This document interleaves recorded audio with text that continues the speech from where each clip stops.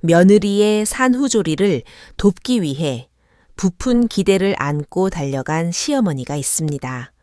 원래대로라면 새 생명의 탄생을 축하하며 온 가족이 가장 따뜻하고 행복해야 할 순간이었죠.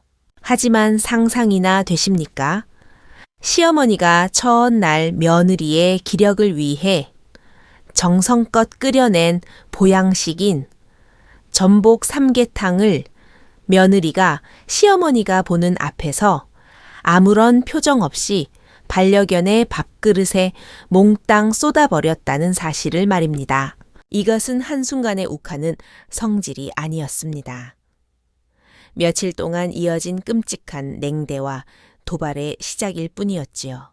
도대체 무슨 일이 있었던 걸까요? 결혼 전에는 그렇게 싹싹하고 효심 깊던 아이가 하루아침에 이렇게 모질고 낯선 사람으로 변해버린 이유가 무엇일까요? 이것은 계획된 모욕이었을까요? 아니면 고부 사이에 우리가 알지 못하는 깊은 갈등이 숨어 있었던 걸까요? 결국 상처받은 시어머니가 짐을 싸서 떠난 후 병원에서 걸려온 한 통의 전화는 모든 상황을 뒤집어 놓았습니다. 시어머니는 그 전화를 받고 모든 억울함을 뒤로 한 채 병원으로 달려가게 됩니다. 수화기 너머로 들려온 이야기는 무엇이었을까요? 그리고 병원에서 마주한 충격적인 진실은 무엇이었기에 그동안의 원망과 오해를 눈 녹듯 사라지게 했을까요? 오해와 눈물 그리고 사랑이 얽힌 이 가족의 실제 이야기 속으로 여러분을 초대합니다. 제 이름은 박순자 파크산자, 올해 67입니다. 제 나이쯤 되면 사는 낙이라는 게 자식들 잘 살고 손주들 재롱 보는 것 아니겠습니까? 그래서 아들 민준, 애민준, 사리가 전화로 엄마 아들이에요? 산모랑 아이 다 건강해요. 라며 흥분된 목소리로 전해왔을 때 저는 너무 기뻐서 눈물이 다 핑 돌았습니다. 그런데 전화기 너머 아들의 목소리가 조금 조심스럽게 바뀌더군요. 엄마 상의 드릴 게 있는데요. 혹시 지은 이 산후조리 좀 도와주실 수 있으세요? 엄마 혼자 사시는데 편하신 거 알지만 아시다시피 저희가 대출금 갚느라 빠듯하잖아요. 요즘 산후조리원은 2주에 500만 원은 줘야 해서 도저히. 저는 아들의 말이 차에 끝나기도 전에 웃으며 말을 잘랐습니다. 아이고 이 녀석아? 걱정 마라.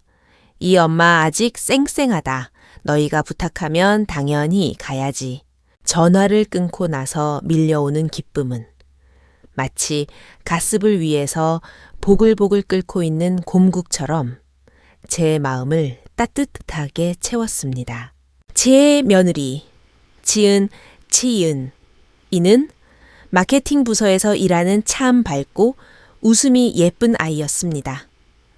싹싹하고 눈치도 빨라서 우리 집에 시집 온 뒤로 저랑 얼굴 붉힌 적이 한 번도 없었죠. 주말이면 어머님 쇼핑 가요 하면서 제 팔짱을 끼고 백화점에 데려가서는 제 옷만 잔뜩 사입히는 그런 아이였습니다. 제가 단팥빵 좋아하는 걸 기억하고는 올 때마다 유명 빵집 쇼핑백을 차 뒷좌석에 실어두던 정말 딸 같은 며느리였지요. 저는 생각했습니다. 이번 산후조리 기간에 같이 지내면서 서로 더 챙겨주고 이해하면 친정엄마와 딸처럼 더 가까워질 수 있겠지. 저는 보름 전부터 부산을 떨었습니다. 장롱 깊숙이 넣어뒀던 요리책을 꺼내고 손주 봐준 경험이 있는 동네 친구들에게 전화를 돌려 요즘 산후조리 비법을 물어봤습니다. 강원도 시골에 내려가 아는 농장 주인에게 푹 고아 먹일 토종닭 10여 마리를 미리 주문했고 방앗간에 가서 국산 참기름과 들기름도 갓 짜서 준비했죠. 지은이가 퇴원하던 날 저는 마치 전쟁터에 나가는 장수처럼 양손 가득 짐을 들고 아들 부부의 아파트로 들어갔습니다. 아기 침대에 누워있는 쭈글쭈글하지만 천사 같은 손주를 보니 마음이 사르르 녹아내리더군요. 산후조리 첫날, 저는 가장 자신 있는 요리로 시작했습니다. 바로 산모 기력 회복에 최고라는 진한 영양 삼계탕이었습니다. 지은이가 평소에 좋아하던 음식이기도 했지요. 약불에 찹쌀과 마늘, 대추를 볶다가 푹 고아낸 닭 육수를 부으니 고소하고 진한 향기가 온 집안을 가득 채웠습니다. 닭고기를 넣고 1시간 넘게 정성스레 끓여낸 뒤 점심때가 되어 기름기를 걷어내고 맑은 국물만 대접에 담아 지은이에게 가져갔습니다. 방금 수유를 마친 지은이는 안색이 창백했지만 정신은 맑아 보였습니다. 지은아, 어서 먹어라. 뜨끈할 때 먹어야 몸도 풀리고 상처도 빨리 낫지.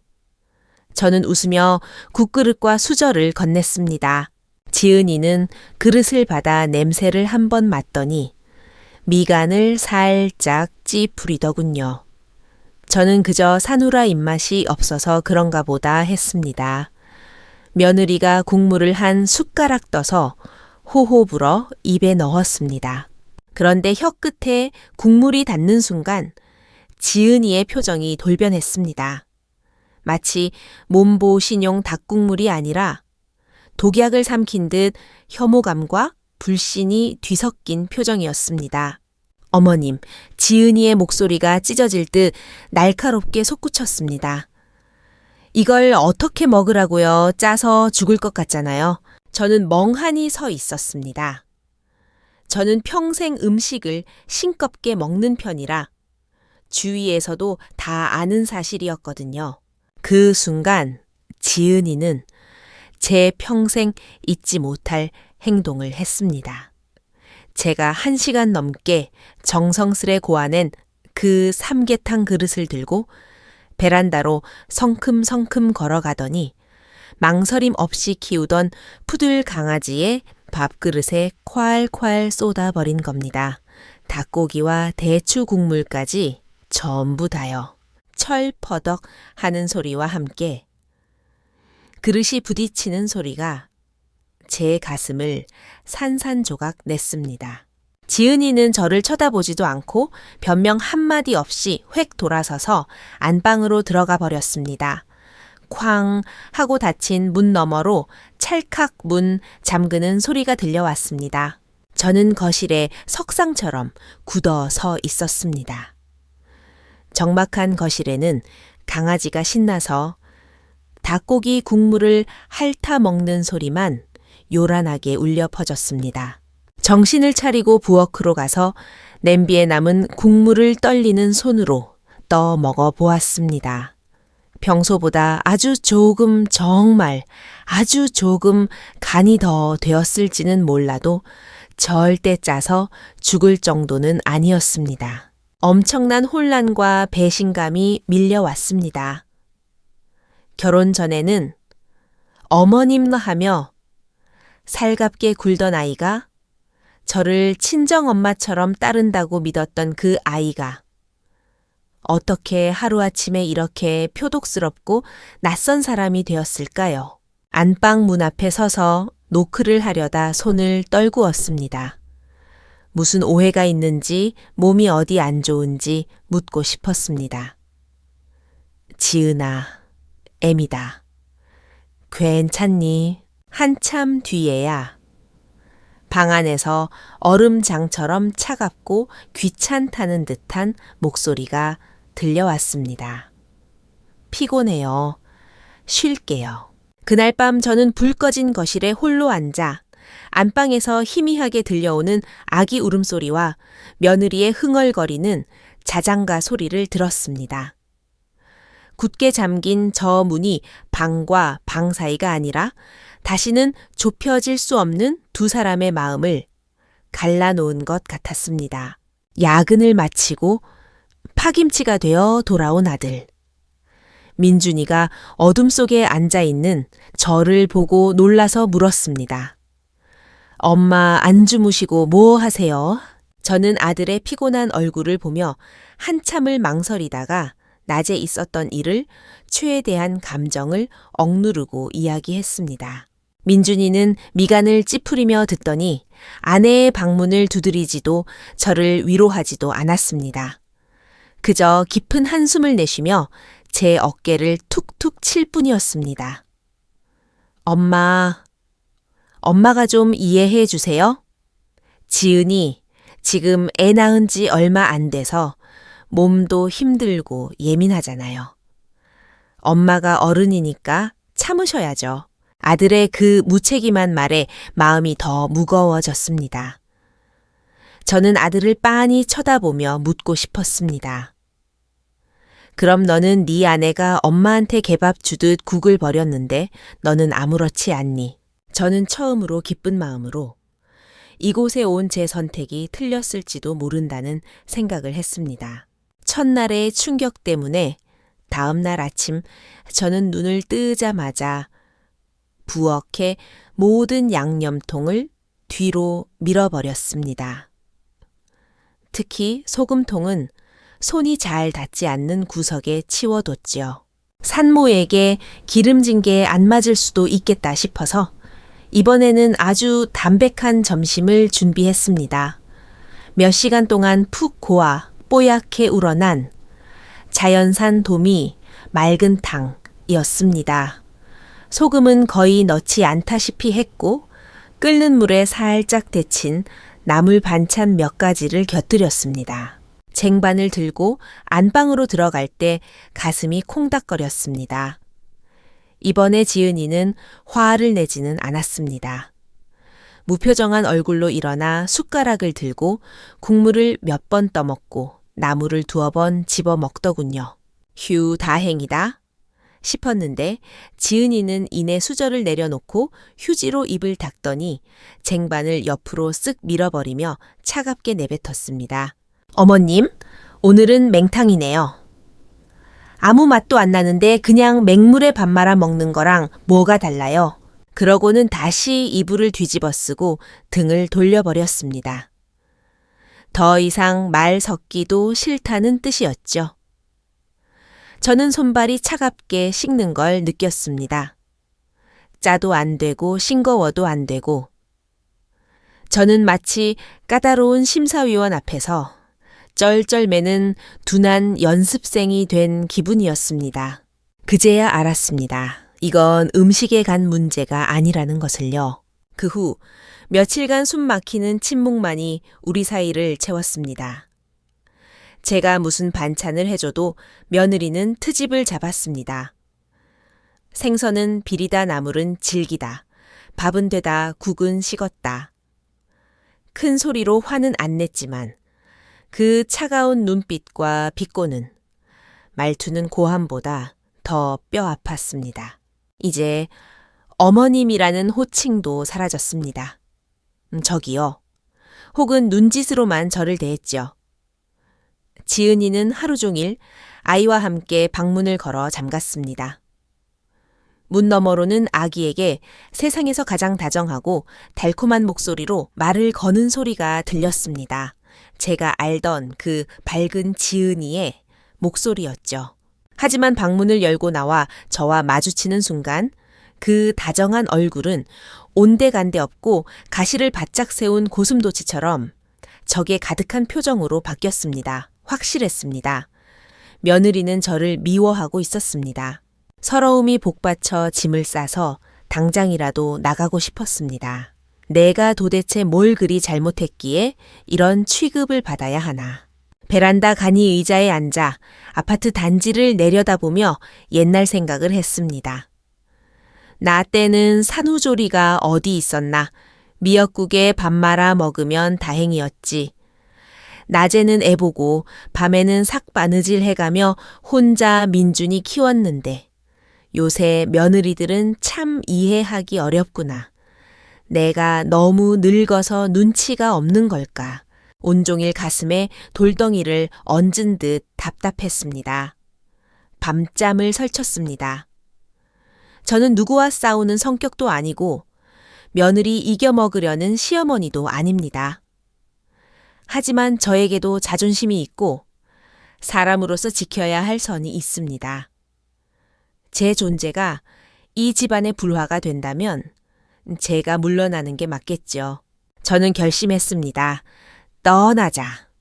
하지만 무책임하게 갈 수는 없었습니다. 저는 할머니이자 시어머니니까요. 지금 이 집에는 일손이 절실히 필요하다는 걸 아니까요. 그날 오후 지은이가 낮잠 자는 틈을 타 몰래 집을 나섰습니다. 아파트 게시판 광고를 보고 근처 평판 좋은 산후 도우미 업체를 찾아갔습니다. 상담 실장님과 한참을 상담하고 경력 10년째 평이 아주 좋은 김 여사님 다카이스티를 직접 면접까지 보고 계약했습니다. 계약금 절반을 제 카드로 결제하고 나니 마음이 차라리 편안해지더군요. 저녁에 민준이가 퇴원하고 돌아오자 저는 조용히 거실 소파로 불렀습니다. 어두운 조명 아래 제 표정이 심각해 보였는지 아들이 긴장하더군요. 엄마, 왜요? 또 지은이가 뭐라 했어요. 저는 고개를 저었습니다. 고자질도 하소연도 하지 않았습니다. 대신 낮에 계약한 산후 도우미 계약서를 테이블 위에 올려놓았습니다. 민준아. 저는 아들의 눈을 똑바로 쳐다보며 담담하게 말했습니다. 아무래도 내가 여기서 지은이 돌보는 건 서로에게 안 맞는 것 같다. 내가 전문가는 아니잖니. 그래서 아주 실력 좋은 전문가분을 모셨어. 내일 아침 8시부터 오실 거다. 민준이는 계약서를 보더니 눈이 휘둥그레졌습니다. 엄마, 지금 가시게요. 저는 고개를 끄덕이며 미리 준비해둔 봉투를 꺼냈습니다. 너희 대출금 때문에 힘든 거 안다. 사람 쓰는 거 부담될 테니 여기 내 비상금이다. 도우미 비용 절반은 내가 낼게. 저는 잠시 말을 멈췄다가 며칠 동안 목구멍에 걸려있던 말을 뱉었습니다. 이 엄마는 더 이상 여기서 못 버티겠다. 제 목소리는 차분했지만 민준이는 알았을 겁니다. 제가 한번 결정하면 절대 번복하지 않는다는 것을요. 아들의 얼굴에 충격과 죄책감 그리고 묘한 안도감이 스쳐 지나갔습니다. 아들은 입을 달싹이다가 결국 고개만 떨구었습니다. 다음 날 아침 김 여사님이 정확한 시간에 도착했습니다.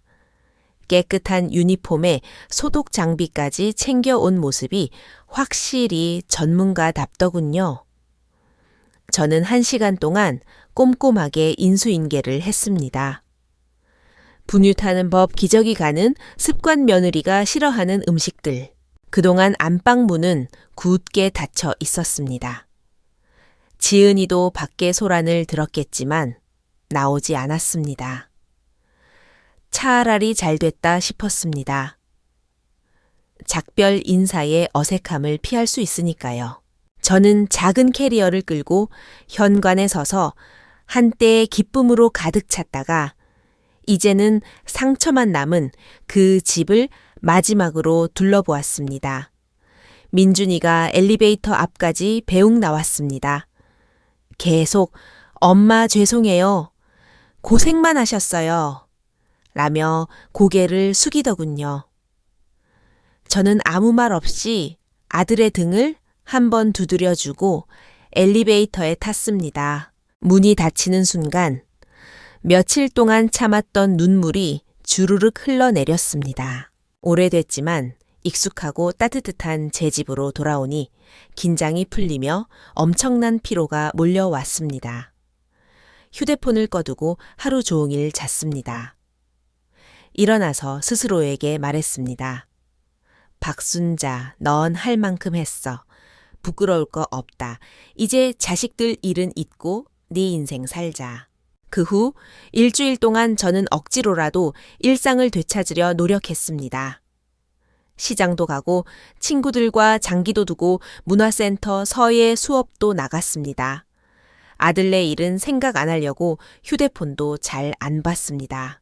그렇게 제 삶을 찾아가고 있을 무렵 평온을 깨는 전화 한 통이 걸려왔습니다. 일주일 뒤 저녁 무렵 부엌에서 저녁 준비를 하는데 아들 민준이에게서 전화가 왔습니다. 망설이다 받았는데 평소에 그 지친 목소리가 아니었습니다. 공포에 질려 울먹이는 비명에 가까운 소리였습니다. 엄마 제발 좀 와주세요. 병원이에요. 지은이가 쓰러졌어요. 심장이 쿵 내려앉았습니다.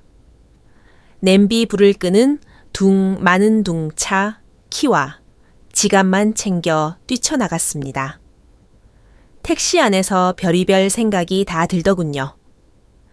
건강하던 애가 왜 쓰러져 산후조리를 잘못했나? 도우미가 일을 못했나? 불길한 예감이 먹구름처럼 몰려왔습니다. 응급실 복도에 도착하니 링거를 꽂고 창백하게 누워있는 지은이와 벽에 기대머리를 감싸쥐고 덜덜 떨고 있는 아들이 보였습니다. 어떻게 된 거야? 무슨 일이 있었던 게야? 제가 다급하게 묻자 민준이는 쾌행한 눈에 눈물이 범벅된 채 저를 올려다보았습니다. 그리고 지난 일주일간의 지옥 같았던 이야기를 털어놓았습니다. 제가 떠난 후 김 여사님은 정말 성심성의껏 지은이와 아기를 돌봤다고 합니다.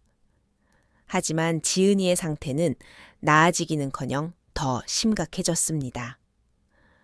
성격이 극도로 예민해지고 난폭해져서 도우미가 기저귀를 3초만 늦게 갈아도 당신 내 애 잘못되게 하려고 작정했어 라며 소리를 지르고 욕을 퍼부었답니다. 그러다가도 갑자기 아기를 안고 펑펑 울며 내가 죽일 년이야 라고 자책하기를 반복했죠. 경험 많은 김 여사님은 민준이에게 몇 번이나 경고했답니다. 저기요, 아기 아빠. 산모님 상태가 심상치 않아요? 이거 전형적인 산후 우울증, 포스트파tum 디프레션 증상이에요. 병원 가보셔야 해요. 하지만 공대 출신의 둔에 빠진 제 아들놈은 그 말을 흘려들었습니다.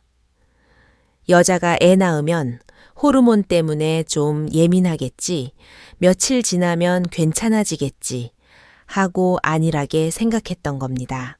결국 어제 도우미 김 여사님마저 지은이의 감정 기복과 폭언을 견디다 못해 더는 못하겠다며 그만두고 나가버렸습니다. 도우미가 떠나고 반나절도 안 돼서 며칠째 식사도 거부하고 잠도 못 자던 지은이가 아이를 안고 있다가 그대로 기절해버린 겁니다. 의사 선생님이 민준이는 목이 메어 말을 잊지 못했습니다. 영양실죄 급성 불안 장애래요. 그리고 중증, 산후 우울증이래요. 그때 담당 의사 선생님이 진단서를 들고 다가왔습니다. 보호자분들, 이건 단순히 성격이 나빠진 게 아닙니다. 출산 후 호르몬의 급격한 변화, 육아 스트레스 수면 부족이 겹쳐서 뇌의 기능이 일시적으로 고장난 질병입니다. 화내고 짜증내고 밥 안 먹고 우는 거. 환자 본인이 원해서 그러는 게 아니에요. 스스로 조절이 안 되는 상태란 말입니다. 의사 선생님의 설명을 듣는데 머리를 한 대 얻어맞은 것 같았습니다. 병실 안을 들여다보니 지은이가 하얀 시트보다 더 하얀 얼굴로 누워 있었습니다. 앙상한 손등에 주삿바늘이 꽂혀 있고 머리는 헝클어져 있었습니다. 지난 며칠간 지은이가 보였던 그 섬뜩한 눈빛 비수 같던 말들. 그리고 개 밥그릇에 쏟아버린 삼계탕.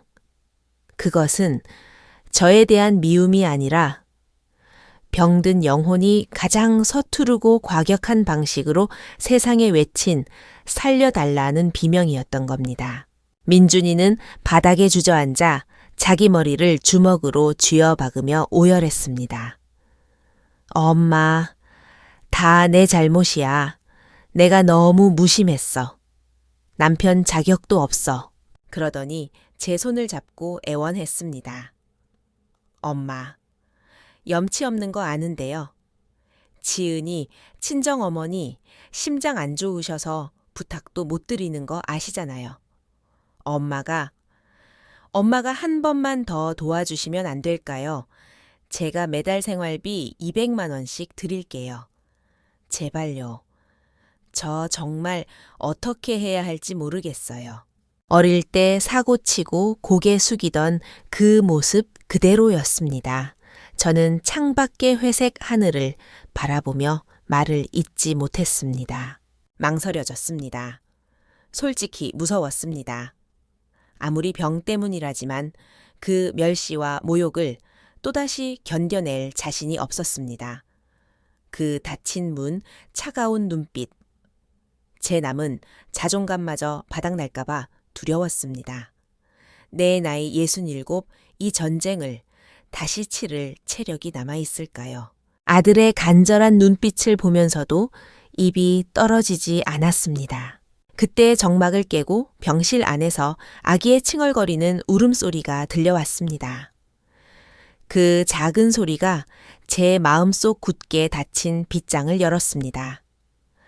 세상에 갓 나온 아무것도 모르는 내 손주. 엄마는 병들었고 아빠는 무너졌습니다.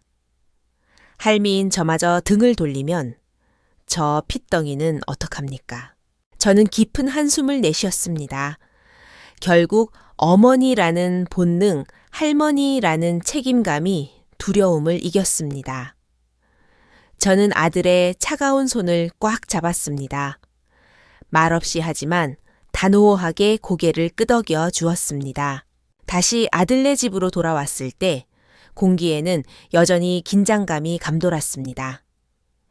퇴원한 지은이는 여전히 시한폭탄 같았습니다. 대부분의 시간을 유령처럼 멍하니 창밖을 보며 앉아 있거나 이유 없이 울었습니다. 하지만 저는 달라졌습니다. 이제 며느리의 짜증을 재회에 대한 공격으로 받아들이지 않았습니다. 그것은 병이 만들어낸 벽이라는 걸 알았으니까요.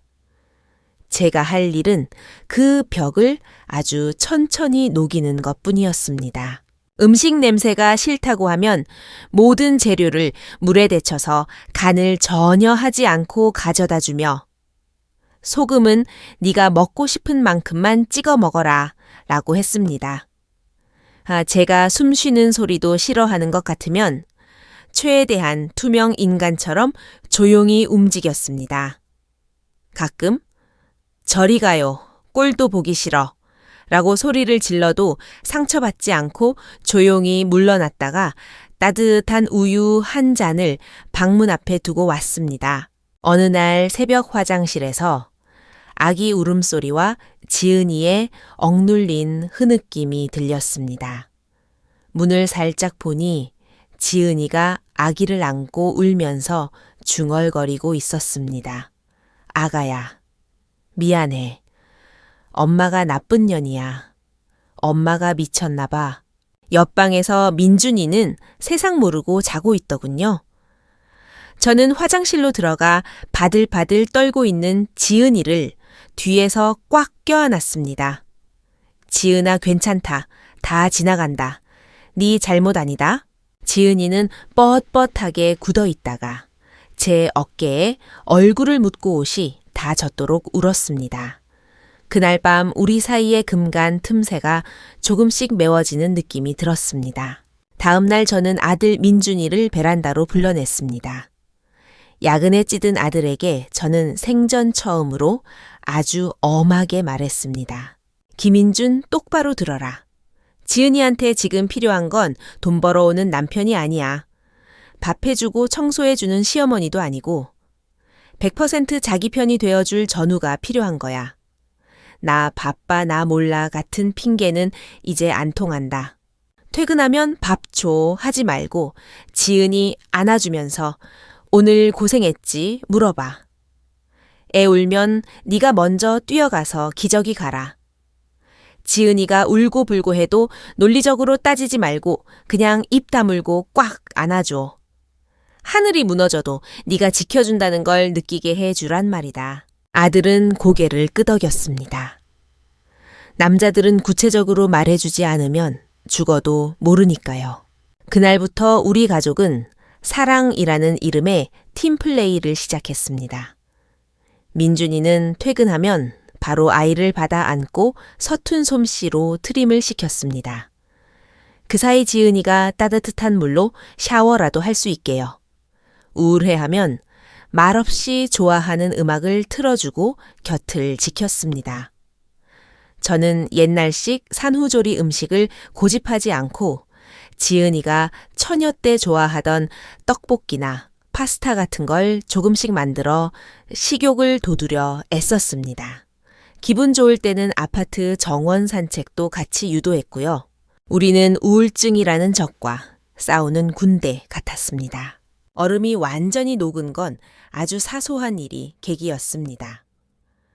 어느 오후 제가 몸살 기운이 있어 머리가 핑 돌고 오한이 났습니다. 하지만 내색하지 않고 저녁을 차리고 있었죠. 식탁에서 조용히 국을 먹던 지은이가 갑자기 고개를 들고 저를 빤히 쳐다봤습니다. 적대감이 사라진 약간은 걱정스러운 눈빛이었습니다. 식사 후 소파에 잠깐 앉아 있는데 머리가 너무 어지러웠습니다. 아기를 안고 지나가던 지은이가 멈칫하더니 다가왔습니다. 어머님, 얼굴이 너무 빨개요. 열 있으세요? 대답할 힘도 없어 고개만 저었는데 지은이가 아기를 침대에 눕히더니 허둥지둥 천개를 가져오고 물을 떠오고 난리가 났습니다. 천개가 38.5도를 가리키자 지은이의 얼굴이 사색이 되었습니다. 안 돼요. 병원 가야 해요. 제가 모시고 갈게요. 그 단호한 목소리. 처음으로 며느리가 저를 챙기는 순간이었습니다. 아기띠를 메고 저를 부축해 동네 내과로 가는 길 지은이는 계속 제 손을 잡고 있었습니다. 병원에서 접수하고 약을 타오는 며느리의 뒷모습을 보는데 서류에 서명하는 손이 미세하게 떨리고 있더군요. 제가 아픈 것이 지은이 안에 잠들어 있던 보호자로서의 책임감과 본능을 깨운 것 같았습니다. 진료를 받고 나오니 한결 살 것 같았습니다. 저는 병원 앞 벤치에서 지은이의 차가운 손을 잡고 진심을 담아 말했습니다. 지은아, 겁내지 마라. 너 지금 아주 잘하고 있다. 그 말 한마디에 팽팽하던 지은이의 긴장이 탁 풀리며 입꼬리가 살짝 올라갔습니다. 그리고 눈물이 툭 떨어졌는데 이번에는 절망의 눈물이 아니라 안도의 눈물이었습니다. 어머님, 고맙습니다. 그때 택시에서 내린 민준이가 헐레벌떡 뛰어왔습니다. 회사에서 연락받고 온 모양이었습니다. 엄마 지은아, 괜찮아. 아들은 며느리가 제 머리카락을 정리해주고 있고 제가 며느리의 손등을 토닥이는 모습을 보고 멍하니 멈춰 섰습니다. 불화와 고통의 중심이었던 두 여자가 서로를 의지하고 있는 모습. 아들의 눈시울이 붉어지더니 다가와서 말없이 저와 지은이를 동시에 와락 끌어안았습니다. 지나가는 사람들이 쳐다봤지만 상관없었습니다. 여보, 미안해. 그동안 혼자 힘들게 해서. 엄마, 진짜 고마워요. 엄마 없었으면 우리 진짜 큰일 날 뻔했어요. 지은이도 제 품에서 기어 들어가는 목소리로 말했습니다. 어머님, 죄송해요. 그때 제가. 저는 지은이의 등을 팡팡 두드리며 말을 막았습니다. 아이고, 이 녀석아. 가족끼리 그런 말 하는 거 아니다. 병 나으면 그만이지. 내 본심 아니었던 거 엄마는 다 안다. 그 후로 우리 집은 비 온 뒤 땅이 굳어지듯 단단해졌습니다. 약물 치료와 상담, 그리고 가족의 지지 덕분에 지은이의 우울증은 눈에 띄게 좋아졌습니다. 웃음이 많아졌고 저와 육아 수다도 떨게 되었습니다. 한 번은 부엌에 와서 수줍게 말하더군요. 어머님, 지난번에 해주셨던 그 삼계탕교. 저 지금 그거 너무 먹고 싶어요. 저는 웃으며 다시 솥을 걸었습니다. 이번에는 세상에서 가장 맛있는 냄새가 났습니다. 2달 후 제 임무는 끝났습니다. 다시 짐을 싸는 날 캐리어 안에는 지은이가 직접 만든 향주머니와 손주 사진, 그리고 세상에서 제일 멋진 시어머니 맞습니다라고 적힌 머그잔이 들어 있었습니다. 어머님, 이거 장식장에 넣어두지 말고 매일 쓰셔야 해요. 지은이가 아쉬운 듯 제 팔을 잡았습니다. 며칠 더 계시다 가시지. 저는 웃으며 고개를 저었습니다. 아니다. 적당할 때 가야 나중에 더 반갑지. 집으로 돌아가는 택시 안에서 창밖으로 손을 흔드는 아들 가족을 보며 생각했습니다. 2달 전 도망치듯 떠날 때는 서러움만 가득했는데 지금은 가슴이 벅차오를 만큼 따뜻했습니다. 가족이란 늘 평온한 항구에 정박해 있는 배가 아니었습니다. 거친 파도를 만나고 길을 잃고 때로는 배가 부서질 위기도 겪지만 결국 모두가 노를 놓지 않고 함께 저어간다면 어떤 폭풍우도 이겨낼 수 있는 항해였습니다. 이 방송을 듣고 계신 여러분께 전하고 싶습니다. 지금 산후조리 중이거나 가 시어머니가 되신 분들께 며느리가 변했다고 차가워졌다고 서운해하지 마세요. 버르장머리가 없는 게 아니라 너무 힘들어서 자기 자신도 감당이 안 돼서 그러는 겁니다. 조금만 더 기다려주세요. 그녀는 아픈 겁니다. 그리고 초보 남편분들, 당신은 육아를 도와주는 게 아닙니다. 당신의 가정을 함께 만드는 겁니다. 아내는 기계가 아닙니다. 아내가 당신을 필요로 하는 건 월급날이 아니라 아이 울음소리에 멘탈이 무너지는 새벽 3시입니다. 힘들지 내가 알아. 라는 말 한마디가 보약 한 제보다 낫습니다. 마지막으로 지금 어둠 속을 걷고 있는 모든 초보 엄마들에게 당신 잘못이 아닙니다. 당신이 약해서도 모자라서도 아닙니다.